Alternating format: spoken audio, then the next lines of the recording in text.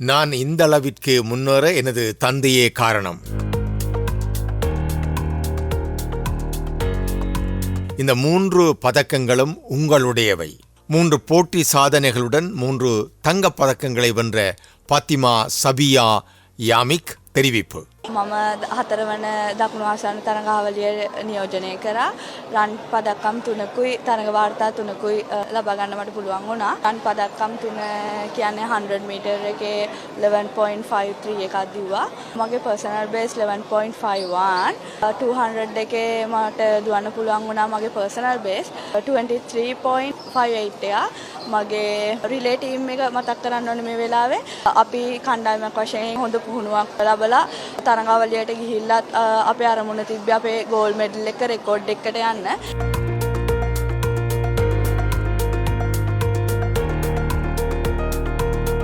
இதன்போது கட்டுநாயக்கா விமான நிலையத்தில் ஊடகங்களுக்கு கருத்து வெளியிடும் போதே அவர் இவ்வாறு குறிப்பிட்டுள்ளார்.